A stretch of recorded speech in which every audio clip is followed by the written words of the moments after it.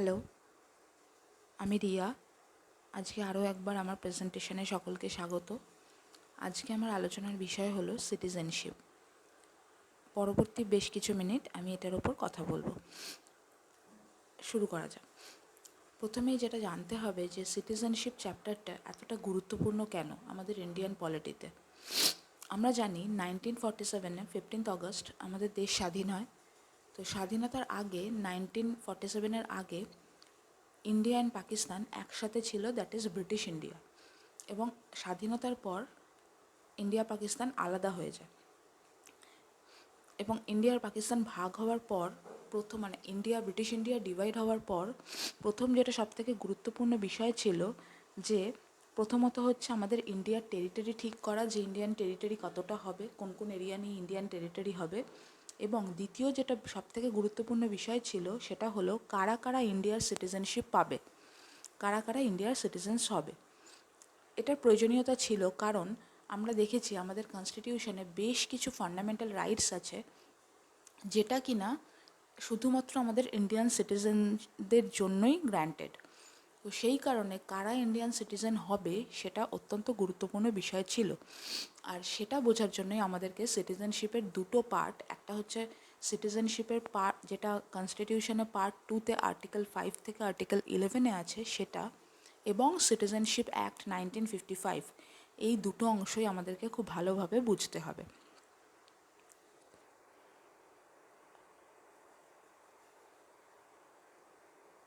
Okay, now the question is who is a citizen. Citizen আমরা কাকে বলবো? আমরা যদি যে কোনো ইন্ডিভিজুয়ালকে দুটো ক্লাসে ডিভাইড করি, one is citizens, another one is aliens. Now, who is a citizen? A citizen is a permanent and full-time member who enjoys political and civil rights.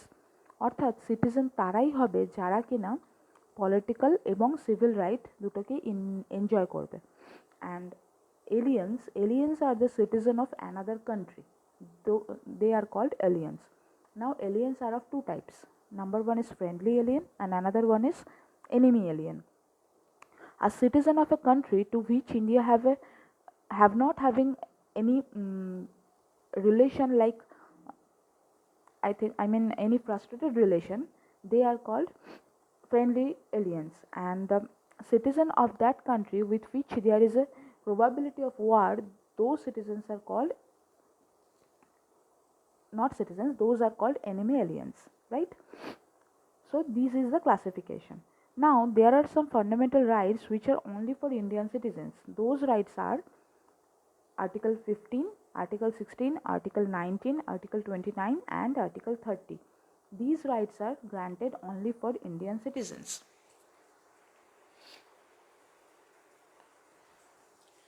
এবার আমাদের সিটিজেনশিপ যে পার্টটাতে ডিসকাস করা হয়েছে কনস্টিটিউশনের, সেটা হচ্ছে পার্ট 2, যেখানে আমরা টোটাল 7 আর্টিকেলস দেখতে পাবো, that is from 5 to article 11। Article 5 to 11-এর মধ্যে এটাকে যদি আমরা ডিভাইড করি, আর্টিকেল 5 টু 8, এই পার্টটাতে যে আর্টিকেলগুলো আছে সেটা আমাদের দেশ স্বাধীন হওয়ার পর, অর্থাৎ 1947-এ ইন্ডিপেন্ডেন্স পাওয়ার পর যখন 1950-তে কনস্টিটিউশনটা বানানো হলো, স্টার্ট করা হলো, 26 জানুয়ারি 1950-তে কোন ভিত্তিতে ঠিক করা হবে যে কে সিটিজেন হবে, সেই ক্রাইটেরিয়াগুলো মেনশন আছে আর্টিকেল 5 থেকে আর্টিকেল 8-এ। আর্টিকেল 9-এ বলা আছে যে আমাদের ইন্ডিয়াতে আমরা সিঙ্গল সিটিজেনশিপ অ্যালাউ করব, অর্থাৎ আমাদের এখানে কিন্তু কোনো ডুয়াল সিটিজেনশিপ নেই, only single citizenship. And there are some criterias for loss of citizenship, যে কী কী কারণে কারোর সিটিজেনশিপ লস হতে পারে সেটাও এখানে ডিসকাস করা আছে। অ্যান্ড আর্টিকেল 10 আর 11, এই দুটো article discuss about the power of parliament. পার্লামেন্টকে পাওয়ার দেওয়া হয়েছে যে সিটিজেনশিপ রিলেটেড যে কোনো আইন বানানোর জন্য, এবং সেই আইনের অ্যামেন্ডমেন্ট বা এই জাতীয় সমস্ত কিছু পাওয়ার পার্লামেন্টের হাতে দেওয়া হয়েছে, যেটা আর্টিকেল 10 আর 11-এ বলা আছে। এবার আমরা একে একে যদি আর্টিকেলগুলো দেখতে থাকি, প্রথমেই আমরা দেখব আর্টিকেল 5।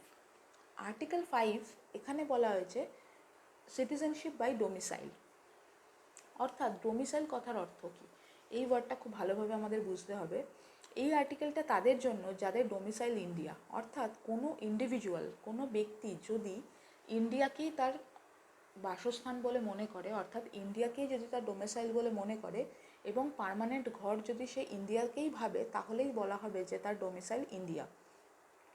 কারণ আমরা দেখেছি যে দেশভাগের সময় অনেক মানুষ, বহু মানুষ ইন্ডিয়া ছেড়ে পাকিস্তানে চলে গেছে, আবার বহু মানুষ পাকিস্তান থেকে ইন্ডিয়াতেও এসেছে। কিন্তু কিছু মানুষ যারা ইন্ডিয়া থেকে পাকিস্তানে যায়নি বা ইন্ডিয়া থেকে পাকিস্তানে যাওয়ার কথা ভাবেও নি, তাদের ডমিসাইল আমরা ইন্ডিয়া বলতে পারি।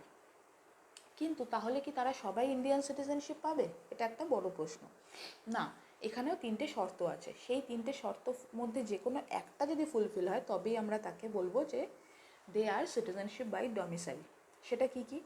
First one is if he was born in India, সে যদি ইন্ডিয়াতে জন্মায়। সেকেন্ড ওয়ান, অথবা, মানে এই 3টে কন্ডিশনের মধ্যে যে কোনো একটা ফুলফিল হতে হবে।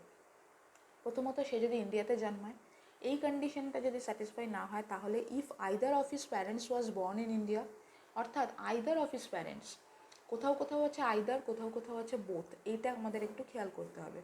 If either of his parents was born in India, যদি বাবা বা মায়ের মধ্যে যে কোনো একজন ইন্ডিয়াতে জন্মায়, and the last criteria is if he had been residing in India for 5 years immediately before the commencement of Constitution of India.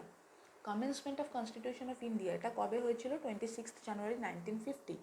তো বলছি ইমিডিয়েটলি বিফোর, অর্থাৎ 1950 ঠিক পূর্ববর্তী 5 বছর, অর্থাৎ 1945 থেকে যদি কেউ ইন্ডিয়াতে বসবাস করছে, তাহলে তার এই ক্রাইটেরিয়াটা ফুলফিল হবে, অর্থাৎ সে 5 বছর ধরে ইন্ডিয়াতে রয়েছে। তাহলে এই 3টে কন্ডিশনের মধ্যে যে কোনো একটা যদি ফুলফিল হয়, তাহলেই কিন্তু সে সিটিজেনশিপ বাই ডমিসাইল হতে পারে।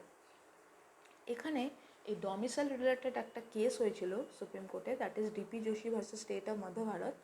এই কেসে সুপ্রিম কোর্ট বলেছিলেন, মানে কেসটা এই কারণে হয়েছিল যে আমি ডমিসাইল বলতে কিন্তু ডমিসাইল ইন্ডিয়ার ডমিসাইল বলছি, কিন্তু কোনো স্টেট ডমিসাইল কিন্তু বলছি না, কারণ there is no state domicile, there is only one domicile, that is domicile of India. এটা আমাদের একটু মাথায় রাখতে হবে। মানে আমি ওয়েস্ট বেঙ্গলের, মানে আমার ডমিসাইল ইন ওয়েস্ট বেঙ্গল, এটা আমি বলতে পারি না, ডমিসাইল অনলি ইন ইন্ডিয়া।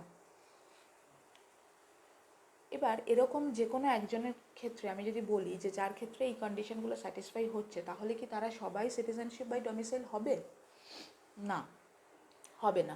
এরকমই একজনের কথা আমি বলছি। ধরা যাক একজন ব্রিটিশ, যিনি কিনা স্বাধীনতার আগে ভারতে ছিলেন এবং স্বাধীনতার সময়ও ভারতে ছিলেন এবং তার ইন্ডিয়ার ডমিসাইলও ছিল, কিন্তু তাকে ইন্ডিয়ান সিটিজেনশিপ দেওয়া হবে না, কারণ তিনি এই বাকি 3টে কন্ডিশনের যে কোনো একটি কিন্তু তার ক্ষেত্রে প্রযোজ্য হচ্ছে না। প্রথমত, তিনি ইন্ডিয়াতে জন্মাননি। দ্বিতীয়ত, তার আইদার অফ হিজ প্যারেন্টস কেউই ইন্ডিয়াতে জন্মাননি, এবং তিনি স্বাধীনতার পূর্ববর্তী 5 বছর হয়তো ইন্ডিয়াতে ছিলেন না, হয়তো স্বাধীনতার সময় ইন্ডিয়াতে এলেন, কিন্তু স্বাধীনতার এই 1950 ঠিক পূর্ববর্তী 5 বছর, হয়তো 1945-এর পর উনি ইন্ডিয়াতে এসেছেন, সেক্ষেত্রে কিন্তু উনি ইন্ডিয়ান সিটিজেনশিপ পাবেন না। তাহলে এটা গেল citizenship by domicile, that is article 5। Next, article 6। Article 6টা আমাদের জানতে হবে যে এটা কাদের ক্ষেত্রে প্রযোজ্য। প্রথমত, ইট is applicable to the person who migrated from Pakistan to India.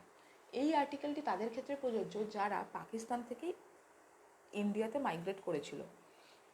পার্টিশনের আগে আমরা এখানে দেখতে পাচ্ছি দুটো ম্যাপ, একটা হচ্ছে ম্যাপ বিফোর পার্টিশন আর একটা ম্যাপ আফটার পার্টিশন। এখানে যেটা দেখানো হয়েছে, পার্টিশনের আগে পুরোটাই ছিল ব্রিটিশ ইন্ডিয়া, অর্থাৎ ইন্ডিয়া আর পাকিস্তান পুরোটাই একসাথে ছিল ব্রিটিশ ইন্ডিয়া, আর পার্টিশনের পর ইন্ডিয়া আর পাকিস্তান আলাদা হয়ে গেছে। তো পার্টিশনের পর ইন্ডিয়া আর পাকিস্তান যেহেতু সেপারেট হয়ে গেছিলো, প্রচুর লোক তখন পাকিস্তান থেকে ইন্ডিয়াতে এসেছিল, তাদের জন্য আর্টিকেল 6টা অ্যাপ্লিকেবল। তারা কীভাবে ইন্ডিয়ান সিটিজেনশিপ পাবে বা তারা আদৌ ইন্ডিয়ান সিটিজেনশিপ পাবে কি না। তো এটাকে আমরা কি করব, এটাকে আমরা দুটো ক্যাটাগরিতে ভাগ করে নিয়েছি। একটা হচ্ছে বিফোর 19 জুলাই 1948, আর একটা হচ্ছে অন অর আফটার 19 জুলাই 1948। এবার এখানে মনে হতে পারে যে এই ডেটটাই কেন, এত ডেট থাকতে এই ডেটটাই কেন চুজ করা হয়েছে। সেখানেও একটা মেন ইম্পর্টেন্স আছে এই ডেটটার, কারণ এই যে ইন্ডিয়া থেকে পাকিস্তানে প্রচুর মানুষ এসেছিল বা পাকিস্তান থেকে ইন্ডিয়াতে প্রচুর মানুষ এসেছে, এইটা কিন্তু 19 জুলাই 1948-এর আগে অবধি যে যেরকম পেরেছে আসতে শুরু করেছে। এর ফলে কি হয়েছে, দুটো দেশের মধ্যে একটা টাসল দেখা গেছিলো, যে এখানকার প্রচুর মানুষ ওখানে চলে গেছিলো এবং ওখানকার প্রচুর মানুষ হয়তো এখানে এসে গেছিলো। তার ফলে কি করা হলো, 19 জুলাই 1948 থেকে কিন্তু একটা পারমিট সিস্টেম চালু করা হলো, যে এই 19 জুলাই 1948 থেকে কোনো ব্যক্তি যদি ইন্ডিয়া থেকে পাকিস্তানে যেতে চায় বা পাকিস্তান থেকে ইন্ডিয়ায় আসতে চায় বর্ডার ক্রস করে, তাকে কিন্তু গভর্নমেন্ট থেকে পারমিট নিতে হবে, তবেই সে বর্ডার ক্রস করতে পারবে। কারণ তখন অবধি কিন্তু ভিসা পাসপোর্টের ব্যাপারটা স্টার্ট হয়নি। তাই জন্য 1948 থেকে যেটা স্টার্ট হয়েছিল, 19 জুলাই 1948 থেকে পারমিট সিস্টেম। তাই জন্য আমরা এই পারমিট সিস্টেম স্টার্ট হওয়ার আগেরটাকে বিফোর বলছি অ্যান্ড পারমিট সিস্টেম স্টার্ট হওয়ার পরেরটাকে আফটার বলছি। এই দুটো ক্যাটাগরিতে আমরা ভাগ করে নিয়েছি। এবার আমরা কন্ডিশনগুলো দেখব। আচ্ছা, বিফোর 19 জুলাই 1948 যদি আমরা দেখি, সেখানে কি কি কন্ডিশন আছে আমরা দেখব। সেখানে দুটো কন্ডিশন আছে। ফার্স্ট কন্ডিশন হচ্ছে,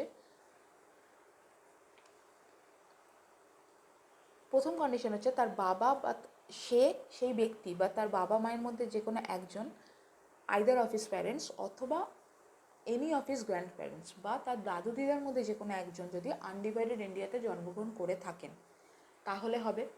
and second condition is he has been ordinarily resident in India since the date of his migration, অর্থাৎ যবে থেকে মাইগ্রেট হয়েছে সেদিন থেকে তিনি ইন্ডিয়াতেই রয়েছেন। অর্থাৎ, কারণ আমরা এই আর্টিকেলটা দেখছি যে পাকিস্তান থেকে যারা ইন্ডিয়াতে এসেছে, তাহলে যেদিন থেকে মাইগ্রেট হয়েছে সেদিন থেকেই সে ইন্ডিয়াতে রয়েছে, এটা একটা কন্ডিশন। আর একটা যেটা দেখলাম যে সে অথবা তার বাবা বা মায়ের মধ্যে যে কোনো একজন, আইদার ওয়ান, অথবা তার দাদু দিদার মধ্যে একজন, তারা যদি কেউ আনডিভাইডেড ইন্ডিয়াতে জন্মগ্রহণ করে থাকেন বিফোর 19 জুলাই 1948, তাহলে তারা সিটিজেনশিপ পাবেন ভায়া আর্টিকেল 6। এটা গেল বিফোর 19 জুলাই 1948। এবার যদি আমরা দেখি অন অর আফটার 19 জুলাই 1948, তাহলে আমরা দেখব ফার্স্ট কন্ডিশনে সেম, যে সে অথবা তার বাবা বা মায়ের মধ্যে যে কোনো একজন এবং তার দাদু বা দিদার মধ্যে যে কোনো একজন যদি আনডিফাইন্ডেড ইন্ডিয়াতে জন্মগ্রহণ করে থাকেন, সেটা একটা criteria. And the next criteria is, ইন্ডিয়াতে মাইগ্রেট করার পর যদি মিনিমাম 6 মাস, মিনিমাম অ্যাটলিস্ট 6 মান্থস তিনি যদি ইন্ডিয়াতে থাকেন এবং তিনি যদি রেজিস্টার করাতে চান, অর্থাৎ he has applied and got himself registered, মানে তিনি অ্যাপ্লাই করেছেন এবং রেজিস্টার করেছেন তার নাম as a citizen of India, তাহলে তিনি ভায়া রেজিস্ট্রেশন রেজিস্ট্রেশন প্রসেসের মাধ্যমে তিনি ইন্ডিয়ান সিটিজেনশিপ পাবেন।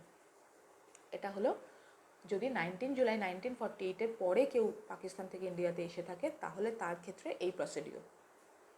বোঝা গেল তাহলে দুটো পার্ট, একটা হচ্ছে 19 জুলাই 1948-এর আগে আর একটা হচ্ছে 19 জুলাই 1948-এর পরে। এটা গেল আর্টিকেল 6 তাদের জন্য যারা পাকিস্তান থেকে ইন্ডিয়াতে মাইগ্রেট করেছিল। এবার আমরা দেখব আর্টিকেল 7। আর্টিকেল 7 হচ্ছে তাদের জন্য, ঠিক আর্টিকেল 6-এর অপোজিট। এখানে বলছে যারা কিনা ইন্ডিয়া থেকে পাকিস্তানে মাইগ্রেট করে গেছিল তাদের জন্য এটা অ্যাপ্লিকেবল। তাদের ক্ষেত্রে তারা কিভাবে ইন্ডিয়ান সিটিজেনশিপ পাবে। এখানে আমরা একটা ডেট দেখব, দ্যাট ইজ 1 মার্চ 1947।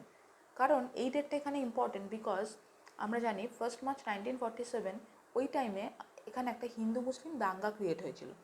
সেই দাঙ্গার ফলে কি হয়েছিল, বহু মানুষ ইন্ডিয়া থেকে পাকিস্তান চলে গেছিলো এবং আরও বহু মানুষ পাকিস্তান থেকে ইন্ডিয়াতে চলে এসেছিলো। কিন্তু যারা ইন্ডিয়া থেকে পাকিস্তানে চলে গেছিল তাদের মধ্যে বহু মানুষ তারা ভেবেছিল যে পাকিস্তানটা একটু অন্যরকম হবে, তাদের ইমাজিনেশনে তারা পাকিস্তানটাকে যেরকম ভেবেছিল সেখানে যাওয়ার পর তারা দেখলেন যে সেটা সেরকম নয়। তার ফলে কি হলো, তারা ওখান থেকে আবার ব্যাক করতে চাইলো। ওখানে স্যাটিসফাই না হয়ে তারা যখন আবার রিটার্ন করতে চাইলো, তখন তাদের ক্ষেত্রে সিটিজেনশিপ কিভাবে দেওয়া যেতে পারে বা কিভাবে কি প্রসিডিওর সেটা আমরা এখানে দেখব। A person who migrated to Pakistan after 1 March 1947 but later returned to India, পাকিস্তানে মাইগ্রেট করে গেল কিন্তু পরে আবার রিটার্ন করে এলো, তাদের ক্ষেত্রে যারা এগেন রিটার্ন করে এলো তাদের ক্ষেত্রেও তাহলে সেই আর্টিকেল 6-এর মতোই সেম প্রসেস, অর্থাৎ এখানে এসে তাদেরকে মিনিমাম 6 মান্থস থাকতে হবে এবং 6 মান্থস পর তাদেরকে অ্যাপ্লাই করতে হবে। গভর্নমেন্টে অ্যাপ্লাই করার পর তাদেরকে রেজিস্টার করতে হবে as a citizen of India. এইভাবে তারা কিন্তু সিটিজেনশিপ পেতে পারে, ইন্ডিয়ান সিটিজেনশিপ পেতে পারে। Next article 8। আর্টিকেল 8-এ আমরা দেখব এটা কাদের ক্ষেত্রে applicable. It is applicable for the person who is residing outside India but they are of Indian origin, অর্থাৎ যাদের অরিজিনটা ইন্ডিয়া কিন্তু কাজের সূত্রে যারা হয়তো বাইরে রয়েছে, বিভিন্ন দেশে রয়েছে, তাদের ক্ষেত্রে তারা কীভাবে ইন্ডিয়ান সিটিজেনশিপ পেতে পারে। এক্ষেত্রে আমরা দেখব if he are either of his parents are any of his grandparents was residing in undivided India, অর্থাৎ এক্ষেত্রেও সেম নিয়ম, যদি সে বা তার বাবা বা মায়ের মধ্যে কেউ একজন অথবা তার দাদু দিদা যদি ইন্ডিয়াতে জন্মগ্রহণ করে বা ইন্ডিয়াতে কোনো কালে থাকতো, সেক্ষেত্রে সে ইন্ডিয়ান সিটিজেনশিপ পেতে পারে। কিন্তু তাকে কি করতে হবে, সে যে দেশে রয়েছে সেই দেশের যে ডিপ্লোম্যাট আছে তার কাছে গিয়ে তাকে তার নাম রেজিস্টার করাতে হবে যে সে ইন্ডিয়ান সিটিজেনশিপ নিতে চায়। এটা হচ্ছে ভায়া আর্টিকেল 8। আচ্ছা, আর্টিকেল 9-এ যেটা বলা হয়েছে, a person voluntarily acquiring citizenship of a foreign state not to be citizens, অর্থাৎ কোনো ব্যক্তি যদি নিজের ইচ্ছায় অর্থাৎ ভলেন্টারিলি কোনো ফরেন স্টেটের সিটিজেনশিপ নেয়, তাহলে সে আর্টিকেল 5, 6 বা 8-এর আন্ডারে ইন্ডিয়ান সিটিজেনশিপ ডিমান্ড করতে পারে না, কারণ আমাদের ইন্ডিয়াতে ডুয়াল সিটিজেনশিপ প্রোভাইড করা হয় না।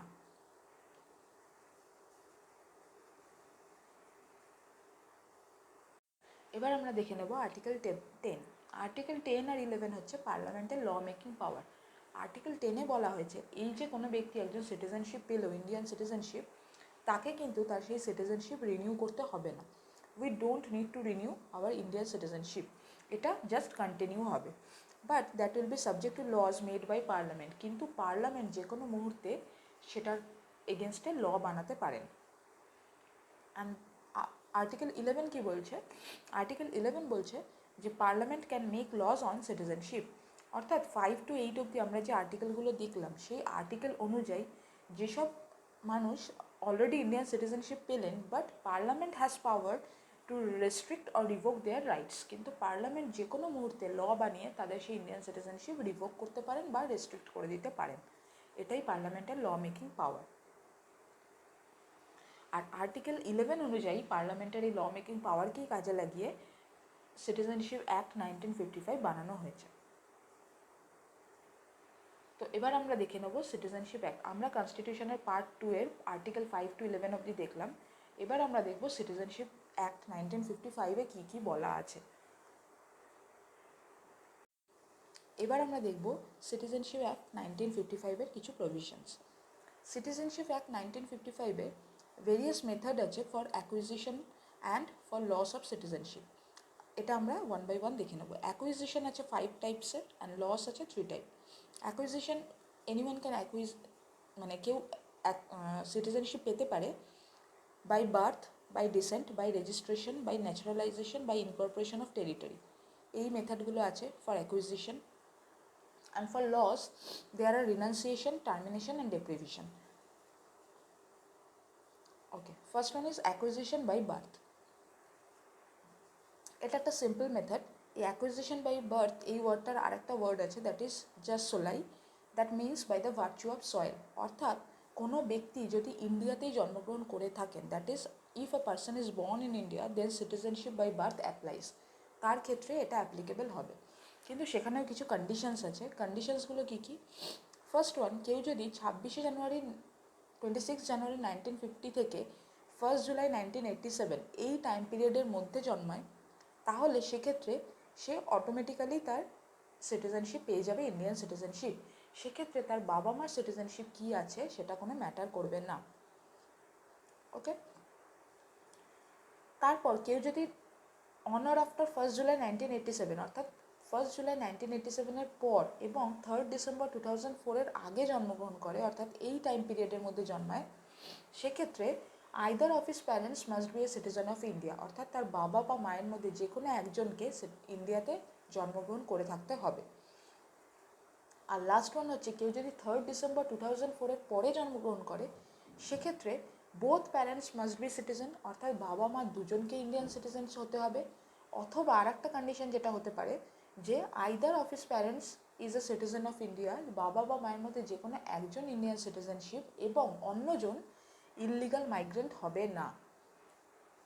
অর্থাৎ বাবা মা দুজনেই যদি ইন্ডিয়ান সিটিজেন হয় তাহলে তো কোনো সমস্যাই নেই, কিন্তু যদি বাবা বা মায়ের মধ্যে যে কোনো একজন ইন্ডিয়ান সিটিজেন হয় তাহলে সেক্ষেত্রে অন্যজন ইললিগাল মাইগ্রেন্ট যাতে না হয় তবেই সে ইন্ডিয়ান সিটিজেনশিপ পাবে।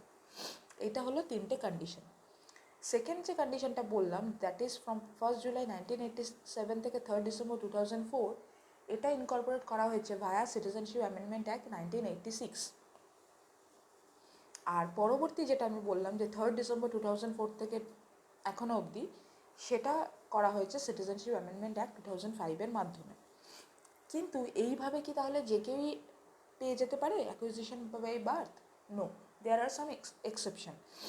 Children of foreign diplomat posted in India, যারা ফরেন ডিপ্লোম্যাট ইন্ডিয়াতে কাজের জন্য পোস্টেড, তাদের বাচ্চারা, এবং চিলড্রেন অফ এনিমি এলিয়েন্স, অর্থাৎ আমাদের কান্ট্রির যারা এনিমি এলিয়েন্স আছে, তাদের যদি কোনো বাচ্চা আমাদের ইন্ডিয়াতে এসে ইন্ডিয়ান সিটিজেনশিপ দাবি করে, সেক্ষেত্রে কিন্তু তারা ইন্ডিয়ান সিটিজেনশিপ নাও পেতে পারে। এই কন্ডিশনগুলো স্যাটিসফাই হলেও তারা কিন্তু ইন্ডিয়ান সিটিজেনশিপ বাই বার্থ পাবে না। ওকে, নেক্সট আমরা দেখব সিটিজেনশিপ বাই ডিসেন্ট।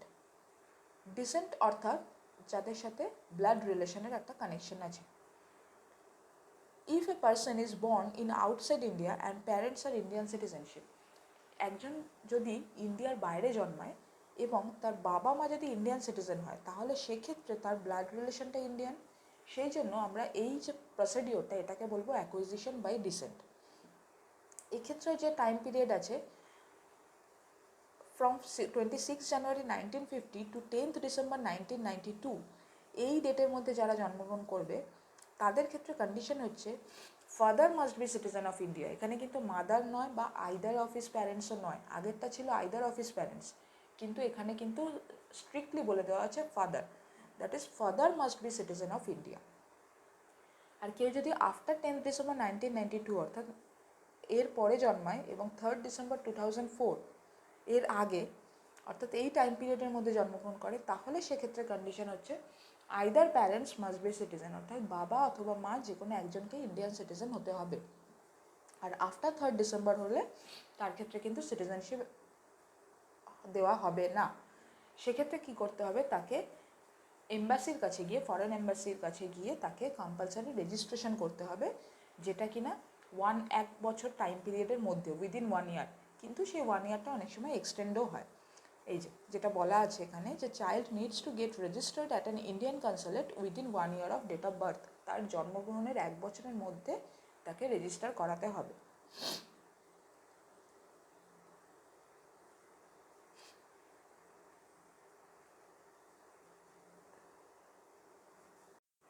এবার আমরা দেখব অ্যাকুইজিশন বাই রেজিস্ট্রেশন, যেটা হচ্ছে মোস্ট ইম্পর্টেন্ট।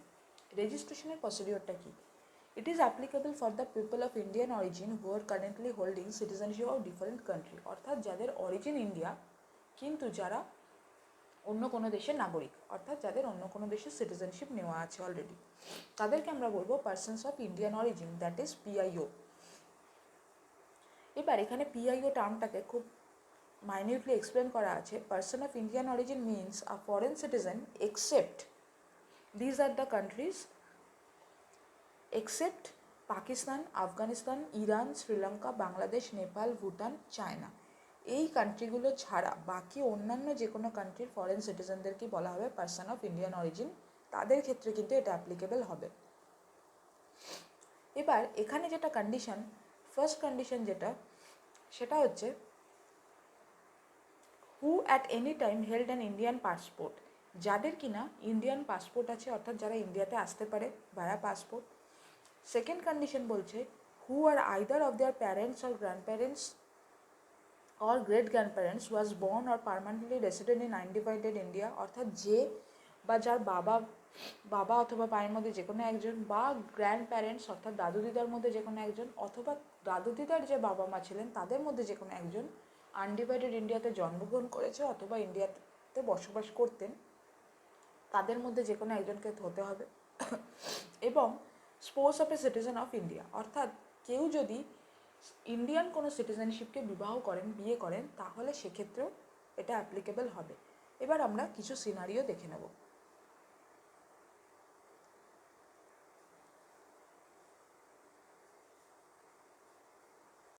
আচ্ছা, এখানে আমি দুটো সিনারিও দিয়েছি।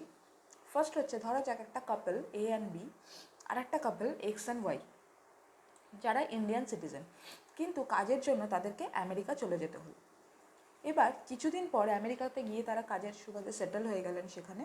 কিছুদিন পর তাদের চাইল্ড হলো, এ অ্যান্ড বি এর child C are X and Y এর চাইল্ড হচ্ছে জেড। এবার যখন সি অ্যান্ড জেড এর জন্ম হলো, তখন একটা চিন্তা এলো যে সি সি এবং জেডের সিটিজেনশিপ কী হবে, তারা কি আমেরিকান সিটিজেনশিপ নেবে নাকি তারা ইন্ডিয়ান সিটিজেনশিপ নেবে। সেক্ষেত্রে ফার্স্ট যদি তাদেরকে ইন্ডিয়ান সিটিজেনশিপ দিতে হয় তাহলে তাদেরকে কি করতে হবে, 1 বছরের মধ্যেই সেখানকার যে এম্বাসি আছে সেখানে কনসাল্ট করতে হবে এবং সেখানে তাদের নেম রেজিস্টার করতে হবে।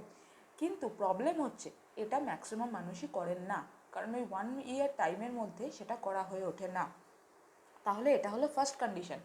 জন্মানোর ঠিক 1 বছরের মধ্যে, যেটা আমরা রেজিস্ট্রেশন একটু আগে দেখলাম যে বাই ডিসেন্ট, যেটা আমরা দেখেছিলাম যে জন্মানোর 1 বছরের মধ্যে তারা যদি না তাদের নাম রেজিস্টার করে নেয় তাহলে তারা ইন্ডিয়ান সিটিজেনশিপ পেয়ে যাবে। এটা হলো ফার্স্ট কন্ডিশন। এবার যদি সেটা না করে থাকে কেউ তাহলে সেক্ষেত্রে কী হবে, তাহলে কি সি বা জেড ইন্ডিয়ান সিটিজেনশিপ পেতে পারে বা কিভাবে পেতে পারে সেটা আমরা এবার দেখব। এবার ধরে নেওয়া যাক তারা সেই 1 বছরের মধ্যে রেজিস্ট্রেশনটা করেনি। বহু বছর পর তারা কি হলো না, তাদের আমেরিকাতে কাজ শেষ হয়ে গেছে, তারা সাপোজ ইন্ডিয়াতে ফিরে এলো এবং ততদিনে সি এর ধরা যাক 18 বছর হয়ে গেছে, অর্থাৎ সে অ্যাডাল্ট হয়ে গেল। তখন সে যদি চায় ইন্ডিয়ান সিটিজেনশিপ নিতে তাহলে কি সে নিতে পারবে Indian citizenship? Answer is yes, কারণ তার বাবা মা দুজনেই ইন্ডিয়ান সিটিজেন এবং এইটা হলো রেজিস্ট্রেশনের মাধ্যমে সিটিজেনশিপ নেওয়ার সেকেন্ড প্রসেস। কি বলছে, a person of full age and capacity whose parents are registered as citizen of India can acquire citizenship by registration.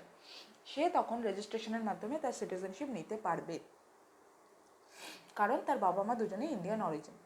এটা গেল এবিসি এর ব্যাপার। এবার যদি আমরা এক্স ওয়াই এই কাপেলটাকে দেখি, এক্স আর ওয়াই এরা দুজনেও ইন্ডিয়ান সিটিজেনশিপ ছিলেন, কিন্তু এরা দুজনেই আমেরিকাতে সেটেল করে গেছিলেন এবং তারা আমেরিকার সিটিজেনশিপ নিয়েছিলেন। কিন্তু তাদের ওল্ড এজে, যখন তাদের অনেক বয়স হয়ে গেছে, তাদের হঠাৎ করে ইন্ডিয়াতে ফেরার ইচ্ছা হল এবং তখন যদি তারা ইন্ডিয়ায় ফিরে আসতে চায় তখন কি তারা ইন্ডিয়ান সিটিজেনশিপ পাবে? ইয়েস, তারাও ইন্ডিয়ান সিটিজেনশিপ পাবে। কিভাবে পাবে? সেক্ষেত্রে তাকে কি করতে হবে, যেহেতু তাদের আমেরিকান সিটিজেনশিপ ছিল তখন তা কী করতে হবে যে তাদের ওসিআই কার্ড আছে কি না সেটা আমাদেরকে চেক করতে হবে। OCI card means overseas citizen of India. সেই ওসিআই কার্ডের বেসিসে তাদের ইন্ডিয়ান সিটিজেনশিপ দেওয়া যেতে পারে।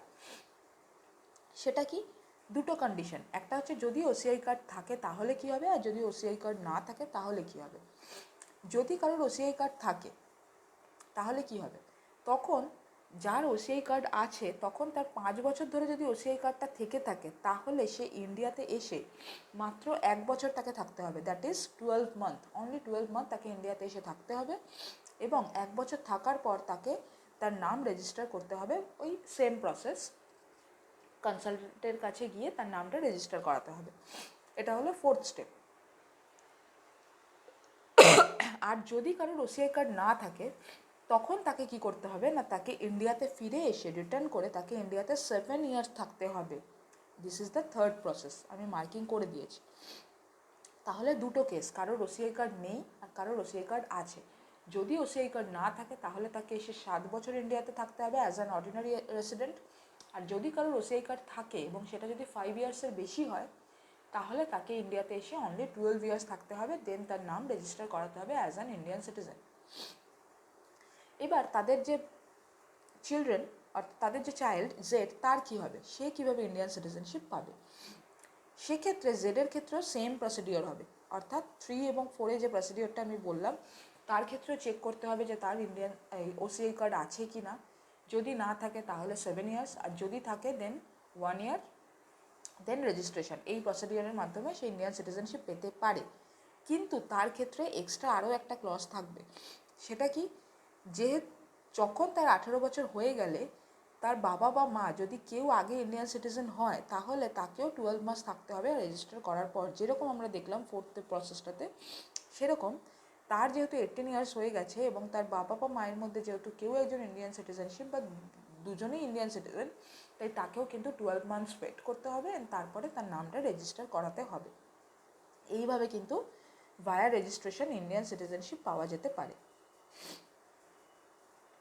আর একটা ক্লজ যেটা আমি মিস করে গেছি সেটা হচ্ছে যদি কেউ ইন্ডিয়ান কোনো সিটিজেনকে বিয়ে করে থাকে, ঠিক আছে, তাহলে সেক্ষেত্রে কী হবে, কেউ যদি ইন্ডিয়ান কাউকে বিয়ে করে থাকে সেক্ষেত্রে তাকেও ইন্ডিয়া এসে অ্যাপ্লিকেশন করার আগে তাকে 7 ইয়ার্স ইন্ডিয়াতে অ্যাজ অ্যান অর্ডিনারি রেসিডেন্ট থাকতে হবে। তারপর তাকে অ্যাপ্লাই করতে হবে এবং নিজের নাম রেজিস্টার করতে হবে অ্যাজ অ্যান ইন্ডিয়ান সিটিজেন। তাহলে এটা হলো 6th কন্ডিশন, অর্থাৎ রেজিস্ট্রেশন করানোর টোটাল কিন্তু 6টা কন্ডিশন আছে। এবার আমরা দেখব বাই ন্যাচারালাইজেশন। আচ্ছা, ন্যাচারালাইজেশনের মাধ্যমে কেউ যদি ইন্ডিয়ান সিটিজেনশিপ পেতে চায় সেক্ষেত্রে ক্রাইটেরিয়া কি, এটা কার ক্ষেত্রে অ্যাপ্লিকেবল হবে? It is for foreign nationals who do not have Indian origin. এটা হচ্ছে সেই সব ফরেনারদের ক্ষেত্রে যাদের ইন্ডিয়ান কোনো অরিজিন নেই, তাদের ক্ষেত্রে তারা এই ন্যাচারালাইজেশনের মাধ্যমে ইন্ডিয়ান সিটিজেনশিপ অ্যাকোয়ার করতে পারে। তো এখানে কি কি কন্ডিশন আছে আমরা দেখে নিই। এখানে যেটা কন্ডিশন আছে, যে অ্যাপ্লিকেন্ট তার বিগত 15 বছরের রেকর্ড দেখা হয়, অর্থাৎ লাস্ট 15 ইয়ার্স রেকর্ডে সব থেকে ইম্পর্ট্যান্ট যেটা হচ্ছে রিসেন্ট 1 ইয়ার, অর্থাৎ লাস্ট 12 মান্থস, সেই লাস্ট 1 ইয়ার তাকে ইন্ডিয়াতে থাকতে হবে এবং তার পূর্ববর্তী যে 14 ইয়ার্স, মানে আমি টোটাল 15 ইয়ার্সের মধ্যে 1 ইয়ার বললাম তাকে ইন্ডিয়াতে থাকতে হবে, লাস্ট 1 ইয়ার, রিসেন্ট 1 ইয়ার, আর পূর্ববর্তী যে 14 ইয়ার্স সেই 14 ইয়ার্সের মধ্যে মিনিমাম 12 ইয়ার্স তাকে ইন্ডিয়াতে থাকতে হবে। অর্থাৎ টোটাল যদি আমরা করি 15 ইয়ার্সের মধ্যে 12 ইয়ার্স কিন্তু তাকে ইন্ডিয়াতে থাকতে হবে, তবেই সে ন্যাচারালাইজেশনের মাধ্যমে সিটিজেনশিপ পেতে পারে। এটা গেল একটা দুটো কন্ডিশন। থার্ড কন্ডিশন যেটা বলছে যে আমাদের কনস্টিটিউশনের 8th শিডিউলে যে 22 ল্যাঙ্গুয়েজেস আছে সেই 22টা ভাষার মধ্যে যে কোনো একটা ভাষাতে সম্পর্কে তার জ্ঞান থাকতে হবে, তবেই সে ইন্ডিয়ান সিটিজেনশিপ পেতে পারে। Fourth one is he must be a person of good character, অর্থাৎ তাকে চরিত্রগত দিক থেকেও ভালো মানুষ হতে হবে। And the last one is in this event he intend to reside in India, অর্থাৎ সে যখন অ্যাপ্লিকেশন করছে তার মানসিকতা থাকতে হবে যে সে ইন্ডিয়াতেই বসবাস করবে। এরকম নয় যে ন্যাচারালাইজেশনের মাধ্যমে সিটিজেনশিপ নিয়ে নিলাম দেন আমি চলে যাব। তাকে এই সিটিজেনশিপ নেওয়ার সময় সে ইন্ডিয়াতে থাকতে চায় কি না সেটাও কিন্তু চেক করা হবে। So these are the procedure for acquisition by naturalisation. But এইসব কন্ডিশন স্যাটিসফাই করা সত্ত্বেও কখনো কখনো কী হয় না, কারোর অ্যাপ্লিকেশন ক্যান্সেল হয়ে যেতে পারে। কারণ আমরা জানি যে অনেক সময় কী হতে পারে যে এমন কোনো একজন দেখা যায় যে কিনা ইন্ডিয়ান ন্যাশনালাইজেশনের মাধ্যমে সিটিজেনশিপ চাইছে, কিন্তু সে আবার হয়তো অন্য দেশেরও সিটিজেনশিপ তার নেওয়া আছে, তো সেক্ষেত্রে কিন্তু সেটা অ্যাপ্লিকেবল হবে না। বা এটার ক্ষেত্রে আরও আমি এক্সাম্পল যেটা বলতে পারি, সাপোজ একজন foreign national Bill Gates, renowned foreign nationals, তার ক্ষেত্রেও কি সেম প্রসিডিওর হবে যে তাকে ইন্ডিয়াতে এসে 15 ইয়ার্স ইন্ডিয়াতে থাকতে হবে, 12 ইয়ার্স ইন্ডিয়াতে থাকতে হবে লাস্ট 15 ইয়ার্সের মধ্যে, তবেই সে ইন্ডিয়ান সিটিজেনশিপ পাবে? ন, এইটার ক্ষেত্রে কিন্তু এই যে রুলসগুলো বা কন্ডিশনগুলো এগুলো কিন্তু স্ট্রিক্ট নয়। এই কন্ডিশনগুলো কিন্তু যে কোনো মোমেন্টে রিল্যাক্স করতে পারে গভর্নমেন্ট, ঠিক আছে? এটা কমপ্লিটলি গভর্নমেন্টের হাতে। নেক্সট আমরা যেটা দেখব বাই ইনকর্পোরেশন অফ টেরিটরি, অর্থাৎ ইন্ডিয়া যদি কোনো টেরিটরি অ্যাকোয়ার করে তাহলে সেই অঞ্চলে অর্থাৎ সেই টেরিটরির মধ্যে যে লোকজনরা আছে তারা কীভাবে ইন্ডিয়ান সিটিজেনশিপ পাবে। তখন গভর্নমেন্ট ইন্ডিয়া ডিসাইড করবে যে ওই এরিয়ার মধ্যে ওই টেরিটরির মধ্যে যে লোকজনরা আছে তাদেরকে কীভাবে ইন্ডিয়ান সিটিজেনশিপ দেওয়া হবে, এবং সেটা সেই টাইমেই গভর্নমেন্ট অফ ইন্ডিয়া ডিসাইড করবে। নেক্সট আমরা দেখে নেব লস অফ সিটিজেনশিপ, অর্থাৎ কীভাবে একজন ব্যক্তির সিটিজেনশিপ লস হতে পারে বা অর্থাৎ তিনি তার সিটিজেনশিপ হারাতে পারেন। ফার্স্ট ওয়ান ইজ রিনাউন্সিয়েশন অর্থাৎ নিজ ইচ্ছা, স্ব ইচ্ছায় কেউ যদি নিজের ইচ্ছায় গভর্নমেন্টকে ডিক্লারেশন দেয় যে তিনি ইন্ডিয়ান সিটিজেনশিপ আর চান না, তখন তার কিন্তু সিটিজেনশিপ নিয়ে নেওয়া হয়, অর্থাৎ this is called loss of citizenship by renunciation. এবং এই অবস্থায় তার যদি কোনো মাইনর চাইল্ড থাকে, অর্থাৎ তার কোনো সন্তান যার কিনা তখনও 18 বছর হয়নি, সেও কিন্তু ইন্ডিয়ান সিটিজেনশিপ পাবে না। নেক্সট হচ্ছে টার্মিনেশন হচ্ছে, আমরা জানি যে আমাদের ইন্ডিয়াতে ডুয়াল সিটিজেনশিপ অ্যালাউ নয়। তাহলে কোনো নাগরিক যদি ইন্ডিয়ার সিটিজেন থাকাকালীন আবার কোনো অন্য দেশেরও সিটিজেন হন, তাহলে সেক্ষেত্রে কিন্তু তাকে তার ইন্ডিয়ান সিটিজেনশিপটা টার্মিনেট করে দেওয়া হয়, কারণ dual citizenship is not allowed in India. Next যেটা আমরা দেখব সেটা হচ্ছে ডিপ্রিভেশনের মাধ্যমে অনেকে সিটিজেনশিপ হারাতে পারেন। তার আবার কিছু কন্ডিশনস আছে। কি ফার্স্ট হচ্ছে সিটিজেনশিপ বাই ফ্রড, অর্থাৎ কেউ যদি কোনো জালিয়াতি করে কোনো সিটিজেনশিপ অ্যাকোয়ার করেন এবং সেটা যদি ধরা পড়ে তাহলে তার সিটিজেনশিপ হারাতে পারেন। নেক্সট বলছে সিটিজেন হ্যাজ শোন ডিসলয়ালিটি টু দ্য কনস্টিটিউশন। কেউ যদি আমাদের কনস্টিটিউশনের প্রতি লয়াল না হয় তাহলে সে তার সিটিজেনশিপ হারাতে পারে, অর্থাৎ তার নাগরিকতা ফিরিয়ে নেওয়া যেতে পারে।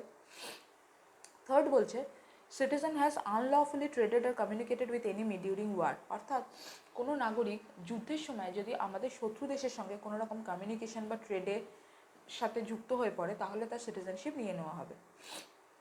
নেক্সট ওয়ান বলছে if the citizen has been ordinarily resident out of India for 7 years. কেউ যদি 7 বছরের বেশি ভারতের বাইরে অন্য কোনো দেশে থেকে থাকে তাহলে কিন্তু তার ইন্ডিয়ান সিটিজেনশিপ হারিয়ে যায়, সে তার ইন্ডিয়ান সিটিজেনশিপ আর থাকে না। And last one is if the citizen has within 5 years of registration or naturalization been imprisoned in any country for 2 years, অর্থাৎ যারা ন্যাচারালাইজেশন বা রেজিস্ট্রেশনের মাধ্যমে সিটিজেনশিপ পেয়েছেন তারা যদি 5 বছরের মধ্যে অন্য কোনো দেশে জেলে 2 বা তার বেশি বছর বন্দি অবস্থা থাকে তাহলেও কিন্তু তার সিটিজেনশিপ নিয়ে নেওয়া হতে পারে। এই 3টে কন্ডিশন হচ্ছে লস অফ সিটিজেনশিপ। এবার আমরা দেখব সিটিজেনশিপ অ্যামেন্ডমেন্ট অ্যাক্ট, যেটা ভীষণ ইম্পর্ট্যান্ট। সিটিজেনশিপ অ্যাক্ট যেটা 1955-এ হয়েছিল সেই অ্যাক্টটা বহুবার কিন্তু সংশোধন করা হয়েছে, যেমন in the year 1957, 1960, 1985, 1986, 1992, 2003, 2005, 2015 and recently in 2019। এই সবকটা অ্যামেন্ডমেন্টের মধ্যে 2019-এ যে রিসেন্ট অ্যামেন্ডমেন্ট হয়েছে এটা কিন্তু 2003-এর অ্যামেন্ডমেন্টের সাথে লিঙ্কড। সেটা কীভাবে সেটা একটু আমি বলে দিচ্ছি। 2003-তে যে অ্যামেন্ডমেন্টটা করা হয়েছিল সেখানে একটা নিউ টার্ম অ্যাড করা হয়েছিল, দ্যাট ইজ ইললিগাল মাইগ্রেন্ট। তো এই ইললিগাল মাইগ্রেন্ট বলতে কাদেরকে বোঝানো হয়েছে? Illegal migrant means foreigners who has entered India either without valid travel documents or those foreigners who initially had valid travel documents but has overstayed beyond the permitted time, অর্থাৎ যারা কিনা travel documents বা visa ছাড়া ইন্ডিয়াতে প্রবেশ করেছে এবং যারা ভিসা থাকা সত্ত্বেও সেই ভিসা এক্সপায়ার করে যাবার পর ইন্ডিয়াতে রয়ে গেছে তাদেরকে আমরা বলবো ইললিগাল মাইগ্রেন্ট। এবার এই অ্যামেন্ডমেন্ট অনুযায়ী ইললিগাল মাইগ্রেন্টরা by birth, by naturalisation, by descent আর বাই রেজিস্ট্রেশন এই 4টে প্রসেসের কোনো প্রসেসের মাধ্যমেই কিন্তু সিটিজেনশিপ পেতে পারেন না এবং তাদের যে চাইল্ড তারাও কিন্তু ইন্ডিয়ান সিটিজেনশিপ পাবেন না। এটা 2003-এর অ্যামেন্ডমেন্টে বলা হয়েছিল। এবার 2019-এর অ্যামেন্ডমেন্টে যেটা কারেক্ট করা হলো সেটা বলা হলো যে আফগানিস্তান, পাকিস্তান আর বাংলাদেশ এই 3টে দেশের থেকে যারা হিন্দু, শিখ, বুদ্ধিস্ট, জৈন, পার্সি এবং খ্রিশ্চান যারা আছেন তারা যদি বিনা ডকুমেন্টে আসে বা ভিসা তাদের এক্সপায়ার করে যাওয়ার পরও যদি তারা ইন্ডিয়াতে থেকে যায় তাহলে তাদেরকে ইললিগাল মাইগ্রেন্ট হিসাবে কাউন্ট করা হবে না। অর্থাৎ এক্ষেত্রে কি করা হলো না, ধর্মের ভিত্তিতে ঠিক করা হলো যে কারা ইললিগাল মাইগ্রেন্ট হবে এবং কারা ইললিগাল মাইগ্রেন্ট নয়। এটাই হচ্ছে 2019-এর যে সিটিজেনশিপ অ্যামেন্ডমেন্ট অ্যাক্টের নিয়ে বিবাদের মেন কারণ ছিল। কিন্তু অনেকে আবার এই দাবি তুলেছেন যে এই কমিউনিটিগুলো এই 3টে দেশের মধ্যে মাইনরিটি কমিউনিটি, সো ইন্ডিয়া এই মাইনরিটি কমিউনিটিগুলোকে রক্ষা করতে চাইছে, তাই ইন্ডিয়া এদেরকে প্রোটেকশন দেওয়ার জন্য এদেরকে ইললিগাল মাইগ্রেন্ট হিসাবে বলছে না এবং তাদেরকে ইন্ডিয়ান সিটিজেনশিপ দিতে চাইছে।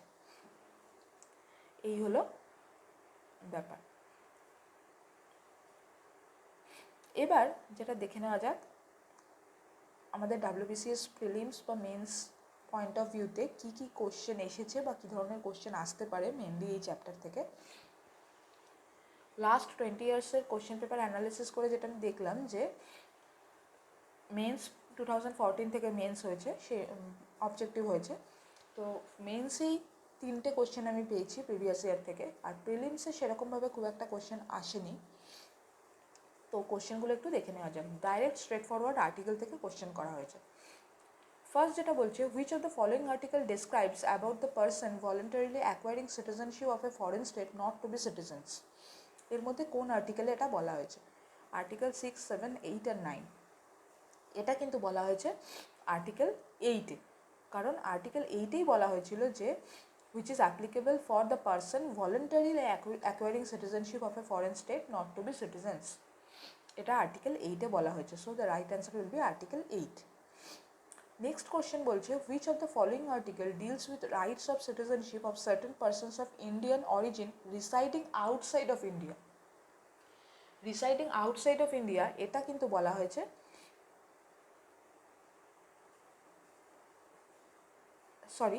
কোশ্চেন ওয়ানে যেটা বলা হয়েছে সেটা হচ্ছে person voluntarily acquiring citizenship of a foreign state not to be citizens, এটা বলা হয়েছে আর্টিকেল 9-এ, not article 8, my mistake. It is said in article 9, that is option D is the right answer. আর সেকেন্ড যেটা বলা হয়েছে যে person residing outside of India, এটা বলা হয়েছে আর্টিকেল 8-এ। Third question is the Constitution of India provides for double citizenship, provides multiple citizenship, single citizenship or no provision regarding citizenship. এতক্ষণ আমি বললাম যে ইন্ডিয়াতে কিন্তু ডাবল সিটিজেনশিপ অ্যালাউ করা হয় না, অনলি সিঙ্গেল সিটিজেনশিপ। এই তিনটে কোশ্চেনই আমি পেয়েছি প্রিভিয়াস ইয়ার থেকে। নেক্সট আমি এখানে কিছু কোশ্চেন অ্যাড করেছি। ফার্স্ট কোশ্চেন বলছে the citizenship act was passed by parliament in the year 52, 55, 1960, 1965। আমি অলরেডি একটু আগে বললাম যে citizenship act was passed in 1955, but after that it was amended many Times. মানে 1955-এ ফার্স্ট অ্যাক্টটা এসেছে, তারপরে বহুবার কিন্তু এটা অ্যামেন্ড করা হয়েছে। নেক্সট বলছে single citizenship in India has been taken from. এই যে আমরা বলছি যে ইন্ডিয়াতে অনলি সিঙ্গল সিটিজেনশিপ অ্যালাউ করা হয়, এই কনসেপ্টটা কোথা থেকে নেওয়া হয়েছে? অনেকেই কোশ্চেনটা ঠিকমতো অপশানগুলো না পড়েই ব্রিটেন মার্ক করে দেবে, but the right answer will be option C, both A and B. ব্রিটেনেও সিঙ্গল সিটিজেনশিপ আছে, ক্যানাডাতেও সিঙ্গল সিটিজেনশিপ আছে। সিঙ্গল সিটিজেনশিপ কনসেপ্টটা কিন্তু দুটো কান্ট্রি থেকে ইন্সপায়ার করে হয়ে নেওয়া হয়েছে। যদি ক্যানাডা অপশানে না থাকে then Britain will be the right answer, কিন্তু যেহেতু এখানে দুটো অপশানই আছে তাই both A and B will be the right answer. Next বলছে when the citizenship of a person in India can not be terminated. একজন ব্যক্তির সিটিজেনশিপ কখন টার্মিনেট করা যায় না? ফার্স্ট বলছে at election time, at the time of emergency, at the time of war আর none. Right answer will be at the time of war, অর্থাৎ যুদ্ধের সময় কোনো কারোর কিন্তু সিটিজেনশিপ টার্মিনেট করা যায় না। Which of the following is not a condition for acquiring citizenship. আমরা সিটিজেনশিপ অ্যাকোয়ার করার 5টা কন্ডিশন দেখেছিলাম, by birth, by descent, by naturalization, by registration and by acquiring territory। কিন্তু এখানে কিন্তু যে থার্ড অপশানটা আছে অ্যাকোয়ারিং প্রপার্টি, এরকম কোনো কন্ডিশন ওখানে দেওয়া ছিল না। So it will be the right answer. Not a condition বলেছে, তাই এটা কিন্তু কোনো কন্ডিশন নয়। পরেরটা বলছে ফাইন্ড দ্য কারেক্ট স্টেটমেন্ট। প্রথমটা বলছে if citizenship of India is to be acquired by registration 1 year residence in India is essential. রেজিস্ট্রেশনের মাধ্যমে যদি সিটিজেনশিপ পেতে চাই আমরা, তাহলে 1 year নয় 7 year হচ্ছে ম্যান্ডেটারি। 7 বছর তাকে ইন্ডিয়াতে এসে থাকতে হবে, তবেই কিন্তু সে রেজিস্টার করতে পারবে। তাহলে এটা ফলস। সেকেন্ড স্টেটমেন্ট যদি আমরা দেখি, if citizenship of India is to acquired by naturalisation, প্রথমটা বললো রেজিস্ট্রেশন, এবার বলছে ন্যাচারালাইজেশন। রেজিস্ট্রেশনের ক্ষেত্রে আমরা দেখলাম 7 years, আর ন্যাচারালাইজেশনের ক্ষেত্রে আমরা দেখেছিলাম 12 years, মানে লাস্ট 15 yearsের মধ্যে 12 years। তাহলে এখানে এটাও হবে না, এখানে বলছে 5 year থাকতে হবে, তাহলে এটাও ফলস। থার্ড বলছে if born in India only that person can acquire citizenship at least one of whose parents is an India.